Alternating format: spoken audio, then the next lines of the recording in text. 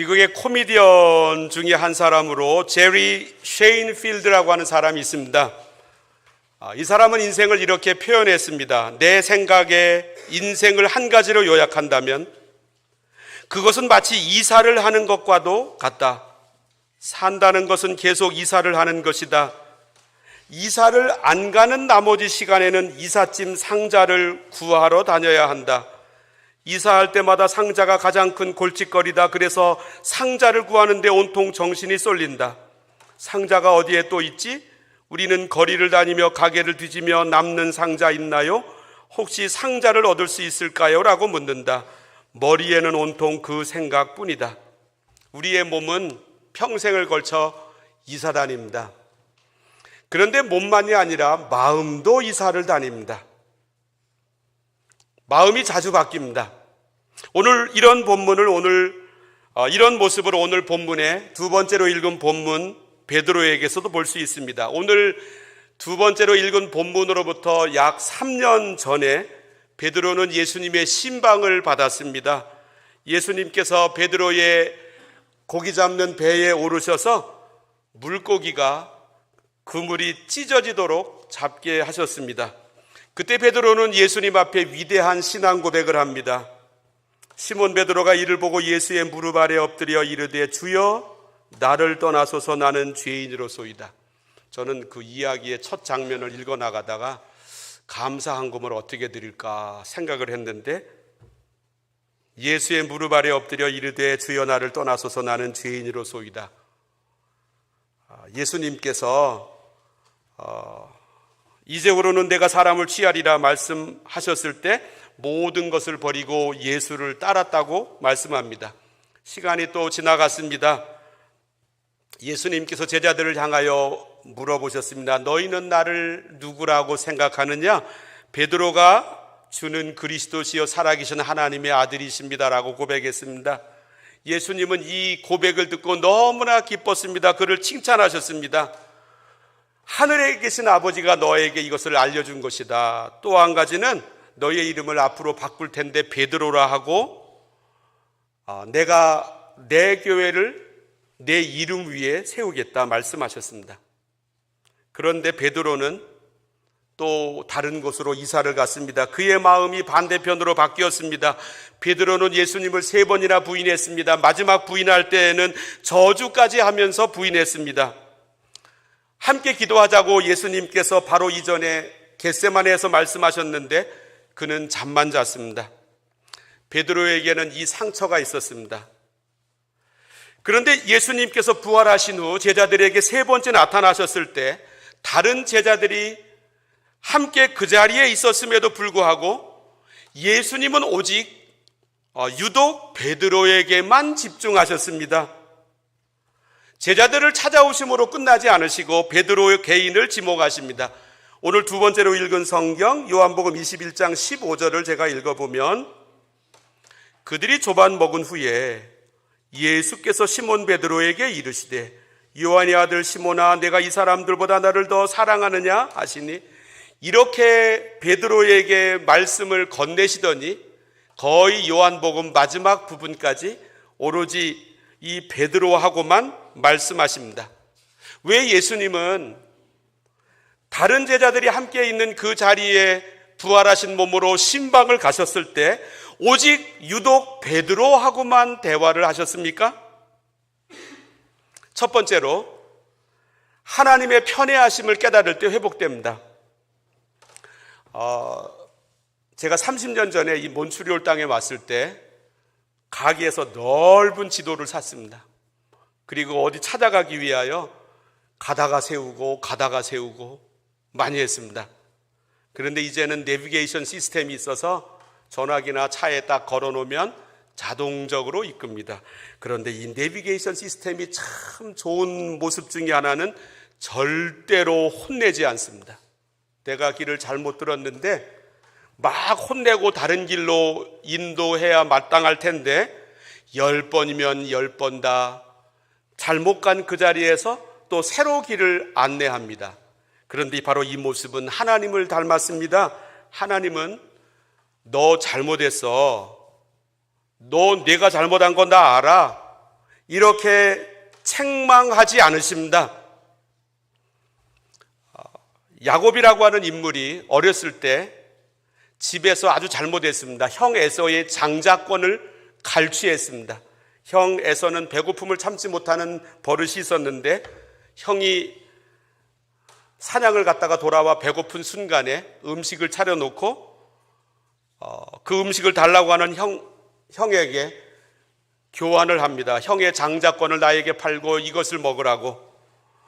그 다음에는 아버지 이삭을 속이고 형에게 내려지는 그 축복의 기도를 빼앗았습니다. 그런 집에서 살 수 없어서 형 에서가 이 사실을 알고 칼부림을 하게 생겼으니까 그는 한 번도 가보지 않은 외삼촌 집으로 도망을 가게 되었습니다. 그래서 그가 집을 떠나서 밤에 모래밭에서 잠을 잡니다.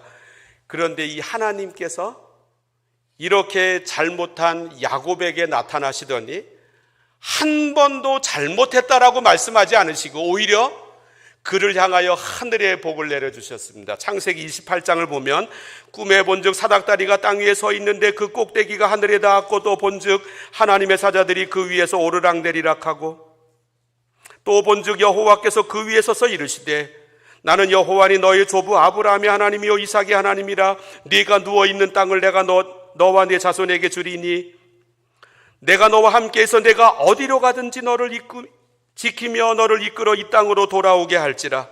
내가 내게 허락한 것을 다 이루기까지 너를 떠나지 아니하리라. 네 자손이 땅에 티끌같이 되어 네가 서쪽과 동쪽과 북쪽과 남쪽으로 퍼져나갈지며 땅의 모든 족속이 너와 네 자손으로 말미암아 복을 받으리라. 저 같으면 한 번 혼내주고 복을 내려주시던지 할 텐데 그에게 장자권을 갈취했다고 한 번도 말씀하지 않으시고 오히려 큰 복을 내려주셨습니다. 300년대 그 유명한 어거스틴이라고 하는 분이 이런 말을 했습니다. 하나님은 마치 이 세상에 나 한 사람만 있는 것처럼 나를 사랑하신다. 이 세상에 수십억 인구가 있습니다. 그러나 하나님은 이 세상에 나 혼자밖에 없는 것처럼 나를 사랑하십니다. 우리는 뭔가를 이룬 자가 되어서 이 땅에서 떵떵거리며 살고 싶어 합니다. 그래서 사람들은 자기의 강한 의지로 이 땅에서 성취하고 이룬 사람들에게 박수를 보냅니다. 역경을 극복한 운동선수들이나 어려움을 딛고 사람들 앞에 많이 등장하는 연예인들을 향하여 박수합니다. 그런데 신앙의 모습에서도 그렇습니다. 믿음을 잘 지킨 사람을 박수치며 바라봅니다. 그런데 우리 인생에는 성공만 있는 것이 아닙니다. 엄청난 실패와 실수가 우리들의 인생에서 우리들을 따라다닙니다. 베드로도 실수했습니다.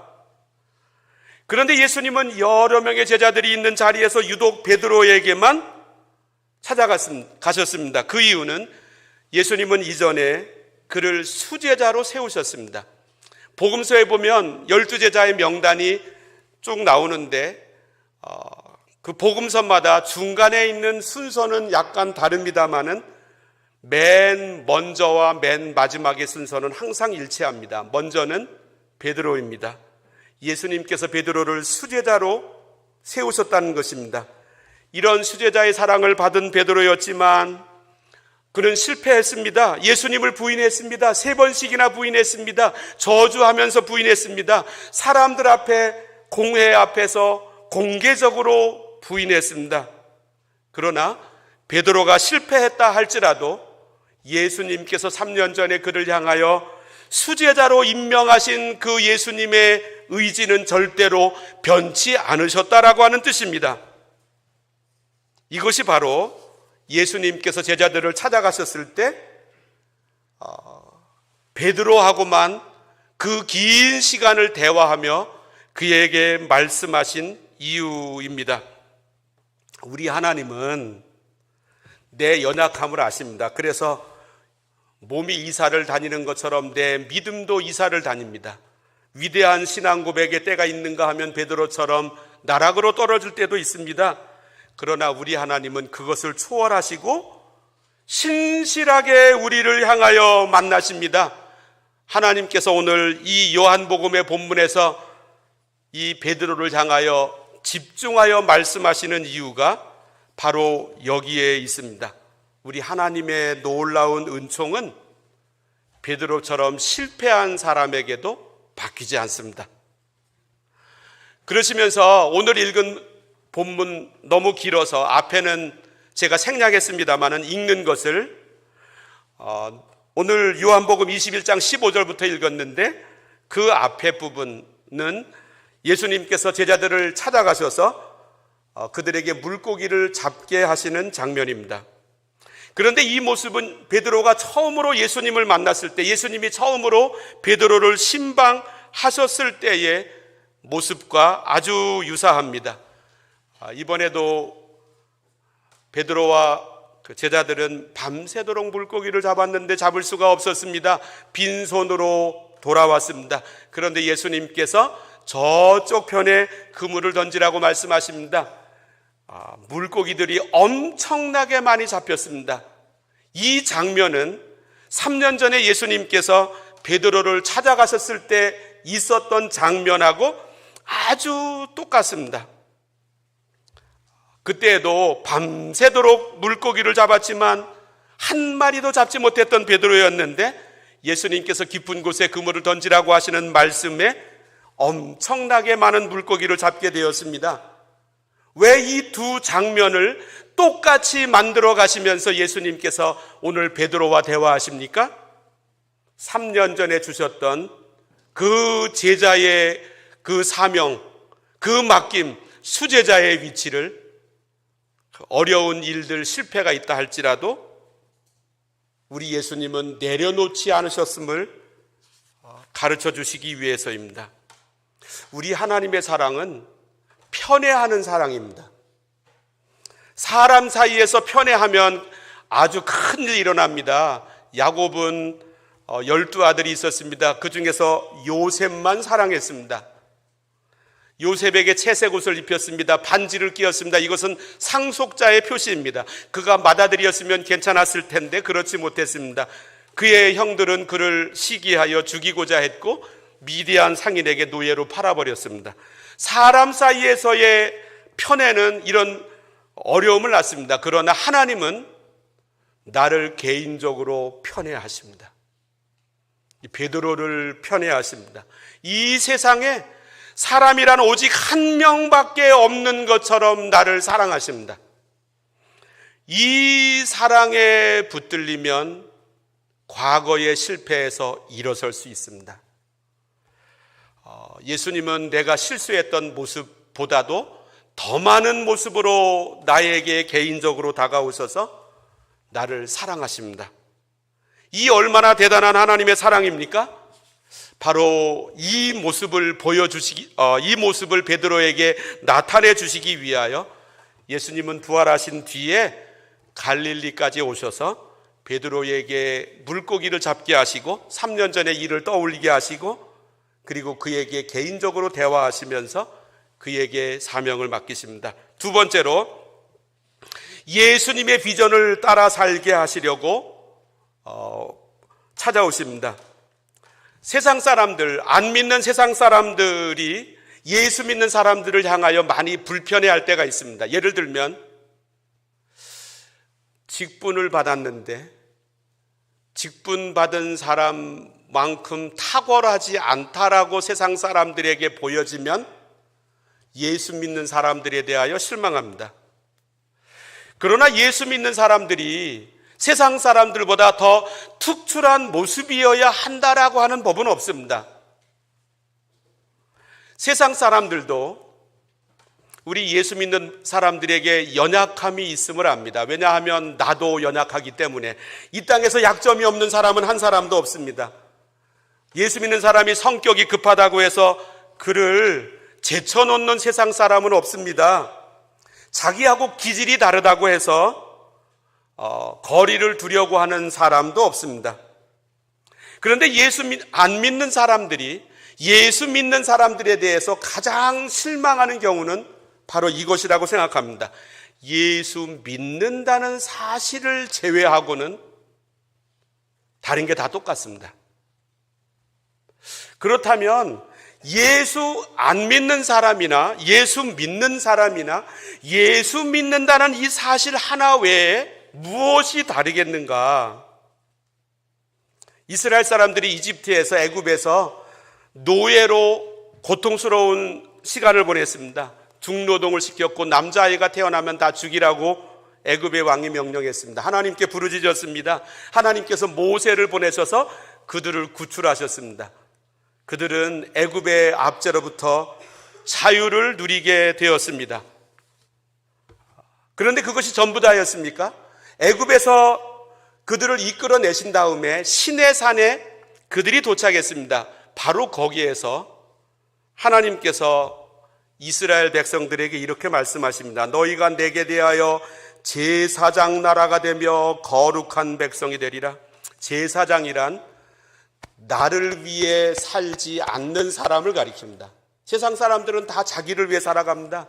그러나 하나님의 제사장으로 부른 사람은 자기 생활을 관리해야 되지만 자기를 넘어서서 다른 사람을 돌보는 대로 부름받은 사람입니다. 하나님께서 이스라엘 백성들을 구출해 주신 이유는 너무나 고생을 하기 때문에 그들에게 자유를 주시기 위해서이기도 했지만 더 큰 이유는 제사장 나라의 삶을 살도록 하시기 위해서였습니다. 우리가 보통 자유라고 하는 것을 생각할 때 무엇으로부터의 자유라고 생각합니다. 영어로 말할 때 자유라고 하는 단어가, 대표적인 단어가 freedom입니다. freedom 뒤에 전치사가 붙어서 freedom from, 무엇으로부터의 자유, 압제로부터의 자유, 질병으로부터의 자유, 고통으로부터의 자유, 속박으로부터의 자유. 그런데 이 프리덤이라고 하는 말에는 무엇으로부터의 자유라고 하는 말과 함께 무엇을 위한 자유라고 하는 말도 포함되어 있습니다. 자유를 생각할 때 무엇으로부터의 자유는 생각했는데 무엇을 위한 자유인가에 대해서는 많이 생각을 하지 않습니다. 우리 하나님께서는 우리를 이 세상으로부터 해방시켜 자유를 얻게 하셨습니다. 죽음으로부터 우리를 해방시키셨습니다.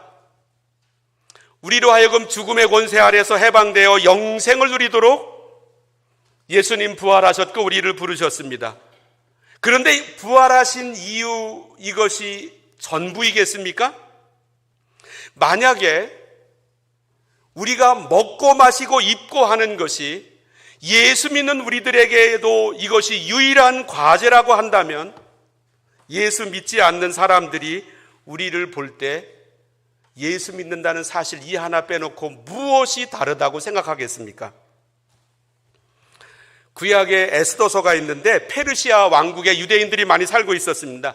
그런데 하만이라고 하는 사람이 이 아말렉 족속입니다. 아말렉 후손. 자기의 조상을 따라 이스라엘 사람들을 핍박해서 왕에게 모함을 하여 유대인들을 몰살시키기로 왕의 명령을 내리게 했습니다. 그때 이스라엘 사람 모르드게가 사촌 여동생 에스더에게 말을 했습니다. 네가 하나님께서 절세 미인으로 만들어 주셔서 너를 왕의 왕후로 삼아 주셨는데 내가 왕비가 된 게 너의 혼자 편함을 위해서 이겠느냐라고 촉구합니다. 제가 읽어드리면 에스더서 4장, 이때 내가 만일 잠잠하여 말이 없으면 유다인은 다른 데로 말미암아 노임과 구원을 얻으려니와 너와 네 아버지 집은 멸망하리라. 네가 왕후의 자리를 얻은 것이 이때를 위함이 아닌지 누가 알겠느냐. 예수님께서 부활하셨습니다. 우리도 장차 예수님처럼 죽음을 이기고 영생할 것이라고 하는, 우리는 죽음을 정복한 사람이라고 하는 이 사실 하나만이 예수님이 부활하신 이유 전부라고 한다면 예루살렘에서 부활하신 모습을 보여주시고 끝날 것이지 굳이 갈릴리까지 오실 이유가 있으셨겠습니까? 그런데 예수님은 제자들에게 다가가셔서 특별히 베드로에게 찾아가셔서 이렇게 말씀하십니다. 15절 말씀을 다시 읽어보겠습니다. 그들이 조반 먹은 후에 예수께서 시몬 베드로에게 이르시되 요한의 아들 시몬아 네가 이 사람들보다 나를 더 사랑하느냐 하시니 이르되 주님 그러하나이다. 내가 주님을 사랑하는 줄 주님께서 아시나이다. 이르시되 내 어린 양을 먹이라. 예수님에게 비전이 있으셨습니다.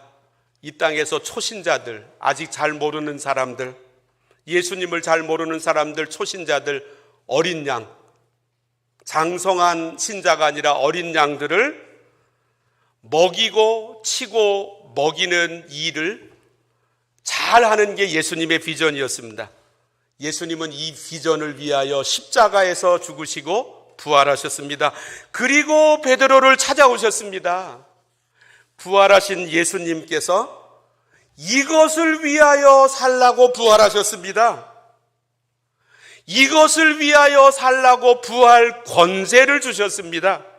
이것이란 내 어린 양을 먹이라, 치라, 먹이라 하시는 말씀이고 이것을 요약해보면 예수님의 비전입니다. 한번 돌아보십시오. 부활하신 예수님을 내가 영접하기 이전이나 이후나 내 관심사와 기도 제목의 영역이 몸, 건강, 물질, 자녀 이것을 넘어서지 못합니다. 이것이 별로 가치 없다는 뜻입니까? 절대로 안 그렇습니다. 몸, 건강, 물질, 자녀 소중합니다. 그러나 우리 예수님은 우리가 여기에 머무는 것을 원치 아니하시고 여기에서 훨씬 더 건너뛰어서 예수님의 비전, 내 어린 양을 먹이라. 예수님의 비전이 나의 비전이 되라고 예수님은 갈릴리까지 찾아오셔서 이 예수님의 비전을 나누어 주십니다. 그렇지 못하면 우리 신앙생활은 따분합니다. 내 신앙생활에 따분함이 찾아오는 이유는 내 관심사가 내 몸, 내 자녀, 내 물질 여기에 머물러 있기 때문입니다. 오늘 부활하신 예수님께서 죽어서 영생한다라고 하는 이 선물로 끝내지 않으시고 예수님의 비전으로 베드로를 초청하신 것처럼 우리도 초청하고 계십니다. 여기에 응답하라고